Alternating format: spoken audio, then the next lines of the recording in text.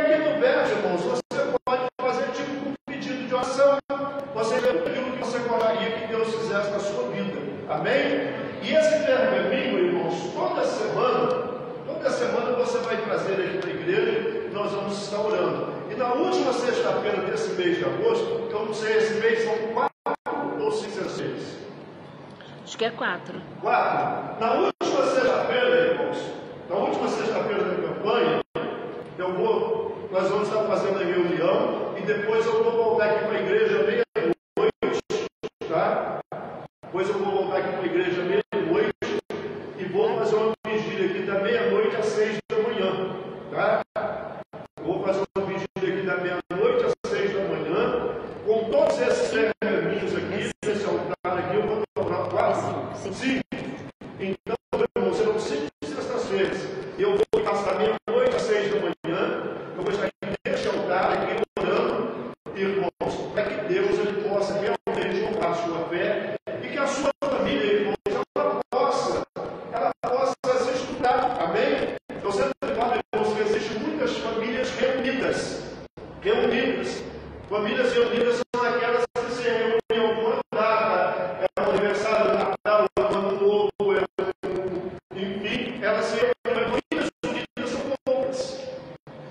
Vai ver, pastor, a família reunida, como eu disse, tem algumas datas. A família reunida é assim, a família unida é aquela que está junto para tudo. Aquela que está junto ali, que sofre junto, que batalha junto, que quando precisa ajudar, ajuda, que quando precisa estender as mãos, estende. Então, esta família é uma família unida. E, infelizmente, essas famílias estão desaparecendo aos poucos. Amém? E nós precisamos orar para que essas famílias voltem a ser reunidas. Amém?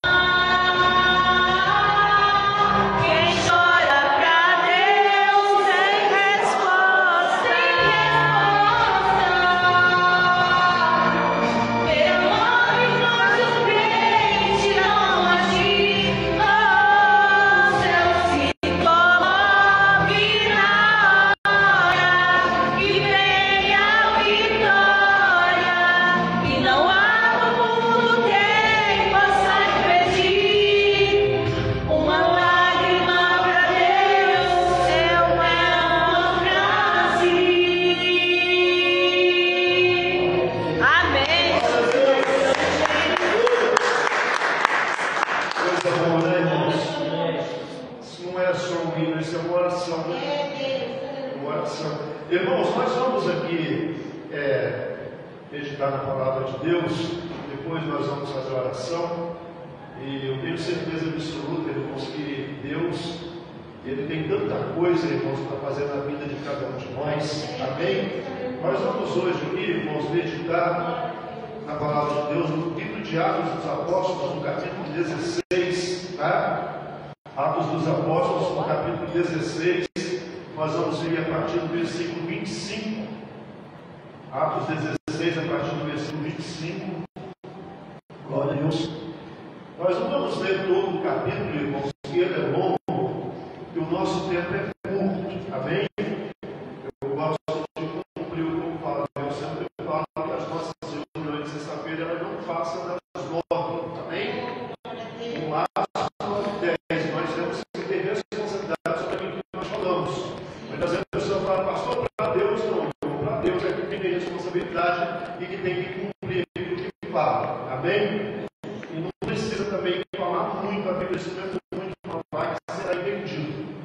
Aqui, irmãos, nesse capítulo 16 do livro de Atos, aqui conta a história de dois homens servos de Deus, homens fiéis a Deus, homens que renunciaram as suas vidas para servir a Deus. Um desses homens, talvez, depois de Jesus, é um dos mais conhecidos, uma das personagens mais conhecidas, mais pregadas e mais faladas da Bíblia, que é o apóstolo Paulo, que muitos conhecem como apóstolo São Paulo, amém? Então ele, um homem muito conhecido na Bíblia, um homem que teve a sua história dada. Eu sempre falo que toda vez que nós temos um encontro com Deus, irmãos, de verdade, que nós nos colocamos diante de Deus, de toda a alma, de todo o nosso coração, a nossa vida, a nossa história muda. Porque todos os homens do passado, irmãos, que tiveram a oportunidade e aproveitaram a oportunidade de estar na presença de Deus, a vida deles mudaram. E o Paulo é uma dessas pessoas, amém? Que todos sabem da história. E o Paulo e o Silas, irmãos, o Paulo e o Silas, eles pregando a palavra de Deus, eles anunciando o Evangelho. A Bíblia diz que tinha uma moça que ela tinha um espírito de adivinhação. Vou resumir aqui, eu tinha espírito de adivinhação. E essa moça, por onde ela andava, ela ia adivinhando as coisas. E ela dava muito lucro para os senhores dela.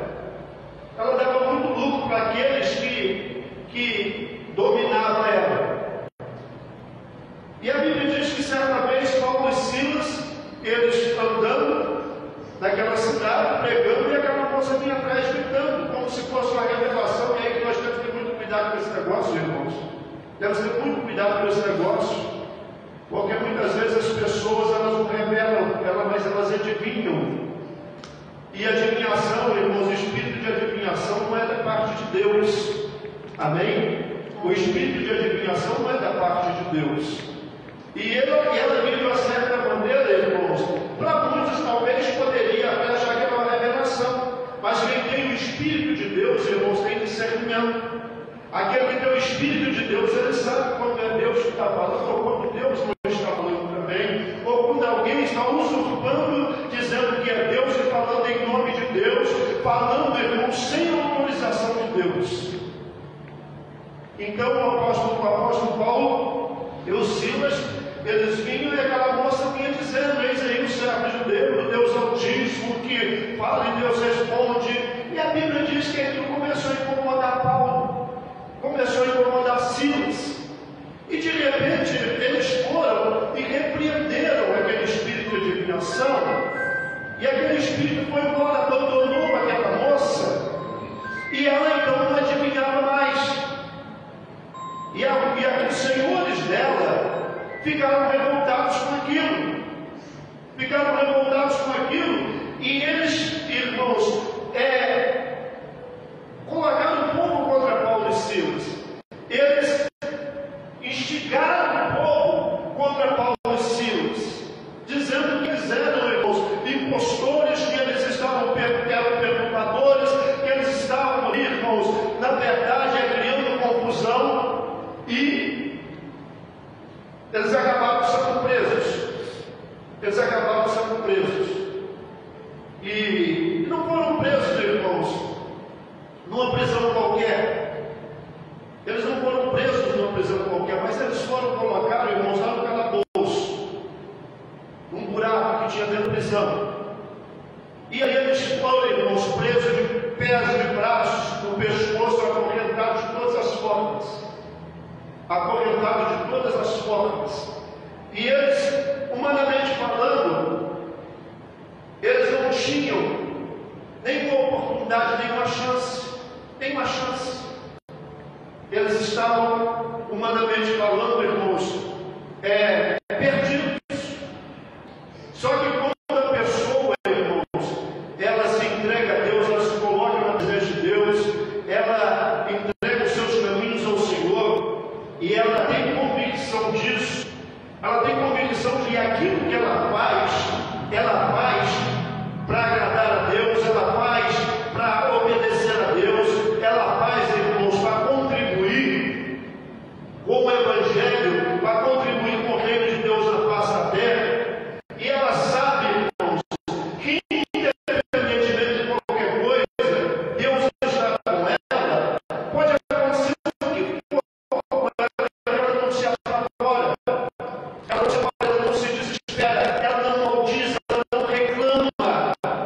E o Paulo Silas, humanamente falando, eles estavam numa situação difícil, estavam numa situação difícil, mas a Bíblia diz que, ao invés de eles chorarem, ao invés de eles reclamarem, eles cantaram a noite toda, eles oraram a noite toda, a madrugada toda. E essa é a diferença, irmão, de alguém que confia em Deus, que crê em Deus, que vive para Deus. A pessoa que pensa certeza que Deus é com ela, porque tem muita gente, irmãos, que quando está tudo bem, quando as coisas, o vento está soprando a favor, ela confessa, Deus é comigo, mas o primeiro contratempo que tem, a primeira dificuldade que tem, ela já começa, irmãos, a ter dúvida se Deus é com ela. Porque ela acha que se Deus fosse com ela, ela não estaria passando por aquilo, e é o contrário disso. É o contrário disso. Muitas vezes, mesmo Deus estando conosco, nós vamos passar por contratempos, por algumas dificuldades. O próprio Senhor Jesus, ele disse que aqui nós teríamos dificuldades, que aqui nós iríamos ter lutas. Então, irmãos, é o contrário. Então, quando nós temos certeza de que Deus é conosco, a presença de Deus em nossas vidas, mesmo passando por lutas, por dificuldades, nós não nos desesperamos, nós não maldizemos, nós não reclamamos, mas pelo contrário, nós fazemos o que o Paulo e o Silas fez, mesmo na dificuldade, como diz a canção que ela acabou de cantar, irmãos, nós não choramos para o mundo, nós não reclamamos, mas nós choramos para Deus. Amém. Nós derramamos as nossas lágrimas para Deus, porque nós sabemos que Ele está conosco, e aquilo que está acontecendo conosco, irmãos, é só um momento, e aquilo que está acontecendo conosco, irmãos, já vai passar, porque aquele que está firmado com Deus, irmãos, ele não fica na luta para sempre, ele não fica na prova para sempre. Amém, Jesus? Amém. Então, eles cantavam, eles oravam a Deus, e aí no versículo 25 deste capítulo 16 diz que perto da meia-noite Paulo e Silas oravam e cantavam hinos a Deus, e os outros presos os escutavam. Isso aqui é uma coisa importante, irmãos. Eu fico pensando assim, daqueles presos que estiveram ali, quantos que certamente, irmãos, por conta daquele testemunho ali, se converteram? Quantas pessoas que às vezes no nosso trabalho, no nosso dia a dia, a nossa vizinhança, que se nós também dessemos esse mesmo testemunho também, eles se converteriam. Mas muitas vezes é o contrário. A pessoa diz Deus é comigo, a primeira prova, ao invés dela cantar, ela é glorificada, ela é exaltada, ela reclama, ela grita, ela blasfema, e muitas vezes ao invés dela chorar para Deus, ela vai chorar para alguém que não pode fazer nada por ela. Ela vai reclamar para alguém que não pode fazer nada por ela. Então aqui, ao invés deles desesperarem, eles cantavam, eles oravam, os outros presos escutavam. E de repente sobreveio um grande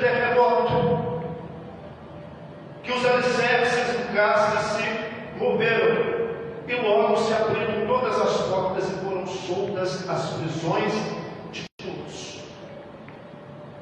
É assim que acontece, irmãos. Quando nós confiamos em Deus, e nós mesmo diante das dificuldades, das adversidades, quantas vezes, irmãos, nós passamos por momentos que parece que não vai ter fim? Quantas vezes nós encaramos dificuldades que parece que nós não vamos sair delas? Aí nós olhamos para a direita, olhamos para a esquerda, olhamos para as nossas forças, e neste momento acontece uma coisa que nós precisamos aprender que vai acontecer sempre. Quando você tiver dificuldade, não vai ter ninguém do teu lado. Não vai ter ninguém do teu lado, irmãos. Não se engane com isso, não. No pior momento da tua vida, talvez poucas pessoas, ou talvez uma pessoa só vai estar do teu lado, mas a maioria não vai estar com você. A maioria não vai estar com você. Então não se engane com isso, não, achando, irmãos, que, poxa, mas não, irmãos, é só Deus, é só Jesus. Amém. É só Jesus. E aqui, irmãos, eles cantavam, eles glorificavam a Deus, e veio o terremoto que vai vir na minha vida e na tua. Se nós continuarmos firmes, mesmo no momento difícil, irmãos, o mover do Espírito Santo vai remover da tua vida as cadeias, as prisões, irmãos, e tudo aquilo que talvez está te prendendo, tudo aquilo que colocaram sobre você vai cair por terra quando o mover do Espírito, irmãos, estiver sobre você. Amém, Jesus. Estiver sobre você. E a Bíblia diz que todas as prisões foram soltas, e acordando o carcereiro e vendo abertas as portas da prisão, tirou a espada e quis se matar, cuidando que os presos já tinham todos fugido. O carcereiro, quando viu aquilo, irmãos, ele ficou atônito. Ele viu todas as prisões caindo, todas as cadeias caindo, as correntes se rebentando, os cadeados abrindo, e ele estava ali no quarto, ele foi desesperado. Poxa, todos vão embora agora, todos, e a minha vida está arruinada. Eu estou arruinado. Mas a Bíblia diz que, no versículo 28 diz, mas Paulo clamou com grande voz, dizendo: não te faças nenhum mal, que todos aqui estamos. Todos aqui estamos. Aprenda uma coisa importante, irmãos.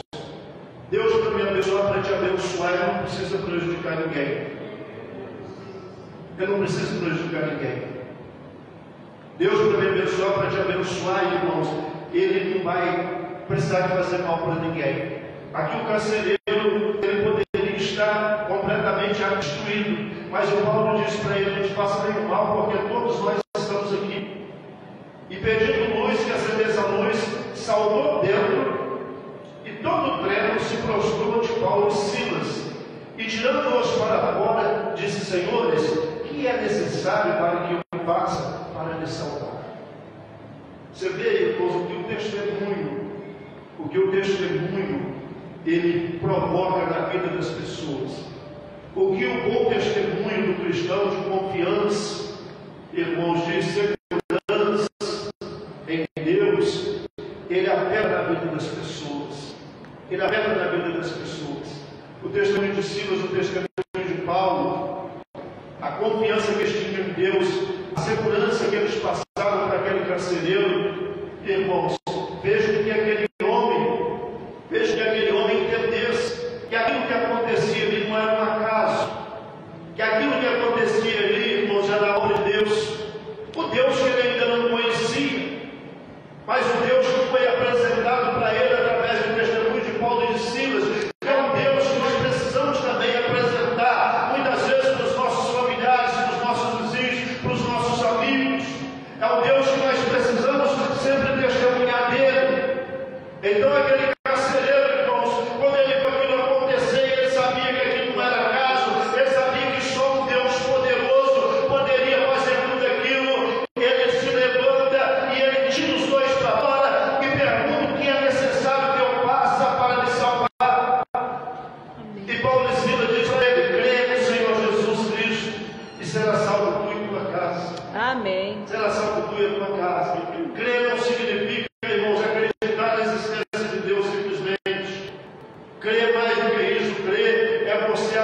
aceitar, irmãos, viver debaixo da palavra de Deus.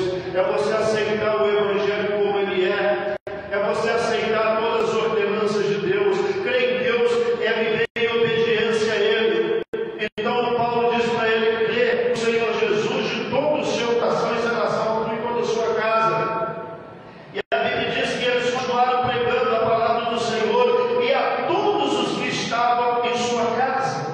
E todos que estavam ali ouviram a palavra de Deus. Todos eles, irmãos, foram atingidos, foram afetados com aquela manifestação gloriosa de Deus naquele lugar. Então todos, e aqui eles rogavam, ele pregava a palavra do Senhor e todos que estavam em sua casa. E tomando ele consigo, naquela mesma hora da noite, lavou-lhes os vergões e logo foi batizado ele com todos os seus. Amém, Jesus. Coisa linda, né, irmãos? Coisa linda. Aquele homem entendeu. É o que nós precisamos entender, irmãos. É que nós precisamos entender que só existe um Deus. Só existe um Deus que faz mudar o mundo. Só existe um Deus que faz aquilo que não existe existir. Só existe um Deus que dá vida àquilo que está morto. Esse Deus que foi apresentado ao carcereiro, que foi apresentado àqueles presidiários e que foi apresentado também para a família do carcereiro, que é o Deus que nós precisamos, irmãos, conhecer, e é o Deus que nós precisamos também apresentar para aqueles que não conhecem, que é o Deus que muda a minha vida e que muda a sua vida também. É o Deus que muda a nossa história, é o Deus que nos garante a vitória. Se nós crermos nesse Deus, as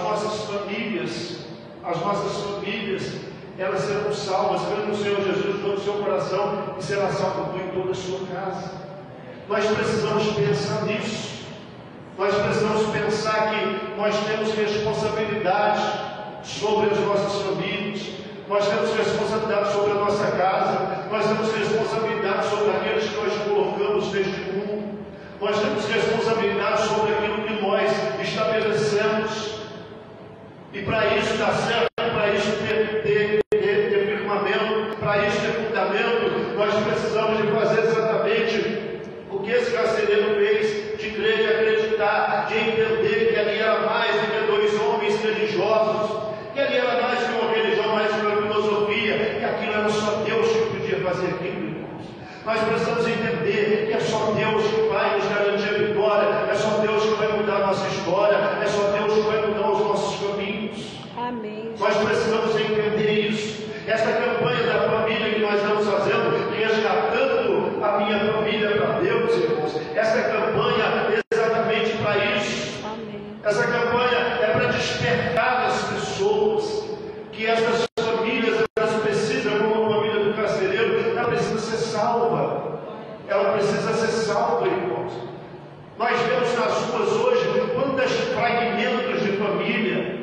Cada pessoa que você vê hoje morando na rua, cada pessoa que você vê hoje entregue aos vícios, irmãos, tem tanta gente boa, tem tanta gente, irmãos, maravilhosa, tem tanta gente que um dia foi um exemplo, tem tantos pais de famílias que um dia foram honrados, mães,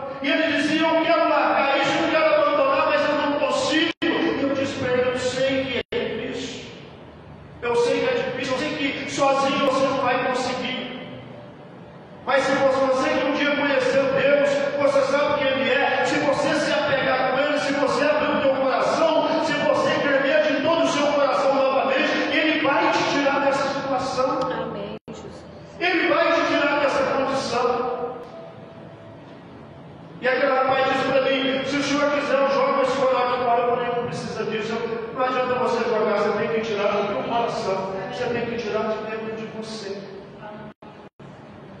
Então, irmãos, nós precisamos, como Paulo e Silas, nós precisamos, como Paulo e Silas, testemunhar desse Deus poderoso. Nós precisamos, irmãos, deixar claro que esse Deus que nós servimos ele é mais que todas as religiões, mais que todas as filosofias, mas ele é vivo, ele é poderoso e ele muda a história de todo aquele que crê. Amém. Ele muda a história, como mudou a história desse carcereiro, e certamente mudou a história de muitos presos. Precisamos entender tudo isso, irmãos. Aquele homem, ele teve a casa dele salva, eles foram batizados. Vamos pensar nisso, vamos trabalhar nisso. Eu quero até, nós, a lei da igreja, nós temos nas redes sociais que nós gravamos as mensagens de sexta-feira, domingo, 8 horas da manhã. Domingo, 8 horas da manhã, nós temos a consagração a Deus. Nós temos a consagração. O salmista diz em Salmo 91, aquele que habita no esconderijo do Altíssimo, a sombra do Onipotente, descansará. Eu sempre falo, irmãos, que não tem lugar melhor para esconder que eu falo não é de covardia, não é esconder do mundo, nos guardar do mundo, dos perigos que tem, dos perigos que existem, é debaixo da proteção de Deus. E todos os domingos, 8 da manhã, nós estamos aqui na igreja, clamando a Deus, orando a Deus, nos consagrando a Deus, para que possa acontecer conosco aquilo que diz o salmista: 1000 poderão cair do teu lado, 10.000 ao teu direito, mas tu não serás atingido, nem o mal te sucederá e praga alguma chegará na sua casa. Amém. Então, irmãos, nós precisamos, esse mês de agosto, nós estaremos aqui na igreja, orando pela família, amém? Orando pelas famílias, resgatando a minha família para Deus. Amém, Jesus? Quem compreendeu, diga graças a Deus. Graças a Deus. Louvado seja Deus. Agora nós vamos encerrando aqui pelas nossas, encerrando aqui nessa rede social, com Deus abençoe a todos. Nós estamos aqui em São José do Rio Preto, no Parque Industrial, na rua Campos 1447. Temos como ponto de referência a Santa Casa de Misericórdia de São José do Rio Preto, estamos atrás, tá? Então você que mora